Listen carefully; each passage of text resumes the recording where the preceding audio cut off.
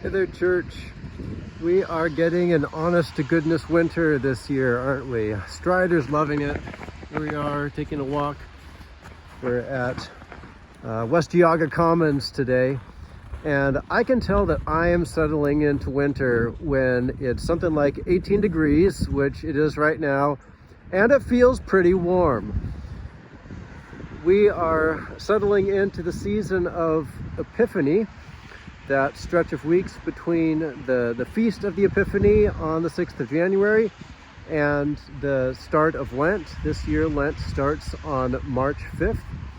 And for Epiphany, which means appearing or manifestation, the focus is on Jesus, which is the case for all of our liturgical seasons. They all focus on Jesus.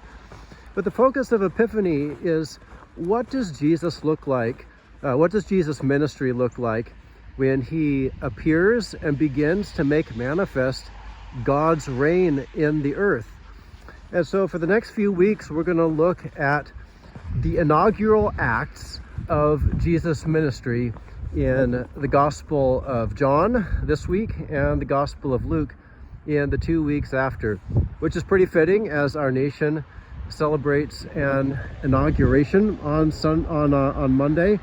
We're going to look at what is important to Jesus when he begins in his ministry, his inaugural works. What is God giving him to do day one, first thing? What is on God's heart? And in the two Gospels we'll look at, it's remarkably different, which is a reminder that there is such richness. There is such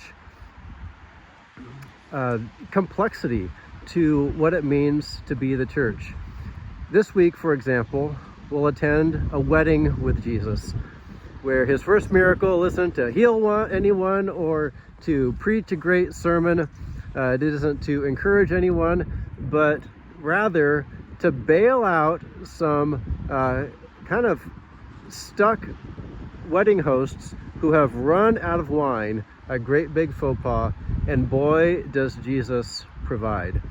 Providing abundance and joy for the party, which will lead us to ask, how is it that even at the heart of our world that has so many difficulties, the heart of our lives, that can have so much that feels like it's burden and struggle, that at the heart of it all, there is a Savior who is full of abundant life, a God who has a joyous heart, a God who loves to provide and delights to give good gifts to us.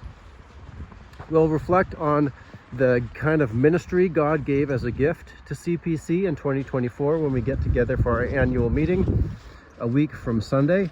We're having a potluck soup lunch together with our annual meeting. So all of you who love to provide soup, go ahead and sign up either on this e-update or on the sheet in the narthex.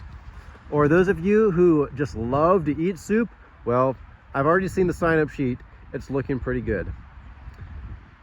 It is a gift to be the church together. So let's celebrate that at our annual meeting and look to 2025, when we will give ourselves once again to loving God, sharing relationships, serving others from the heart of Christ.